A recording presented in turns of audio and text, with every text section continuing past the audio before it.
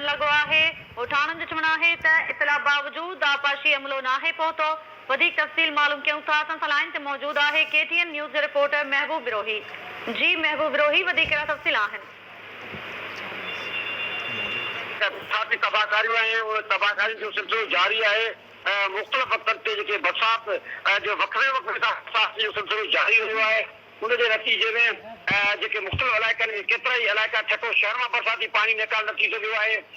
मीरपुर साकरो घारो उन्हनि शहरनि में बरसाती पाणी बीठल आहे। मुख़्तलिफ़ इलाइक़नि में सिम नाला उथड़ी पिया आहिनि, जंहिंसां केतिरा ई इलाइक़ा पाणी हेठि आया आहिनि। पर मीरपुर साकरो वेझो जाम साकरो आउटफॉल ड्रेन उनखे मुख़्तलिफ़ हंधनि तां ॿ धारा पिया आहिनि, जंहिंजे नतीजे में केतिरा ई जेके ॻोठ आहिनि जेके इतला मिली रहिया आहिनि, केतिरा ई ॻोठ पाणी हेठि अची विया आहिनि।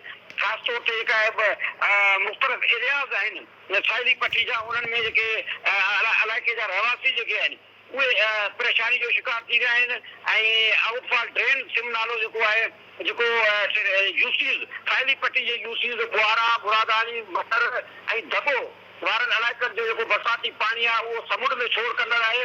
उहो साकरो आउटफॉल ड्रेन खे 24 ऐं 36 आरडी वटां ॿ गारा जेके 25 फुटनि जा पिया आहिनि, जंहिंजे नतीजे में उहो जेको सिम नाले जो पाणी 15 खां मथे ॻोठनि में, जिन में अब्दुल्ला ख़ासि करे आहे, महमूद जोखियो आहे, मिनाई ख़ासि करे आहे, ईसा ख़ासि करे आहे, हारून समो, बाबू ख़ासि करे, कासू ॻोठ, शरबत मड़ी वारा इलाइक़ा आहे, गुल मोहम्मद समो आहे, गुल मोहम्मद समो सां गॾु ॻोठ दरगाह पीर मोहम्मद आहे।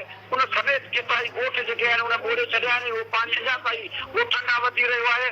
इलाइक़े मां जेके इतला मिली रहिया आहिनि त 30 खां मथे ॻोठनि जो ज़मीनी राब्तो कटिजी चुको आहे। 15 खां मथे ॻोठ पाणी हेठि अची चुका आहिनि। पर वरी महिरबानी मुंहिंजी महबूब बिरोही तफ़सील ॾियण लाइ।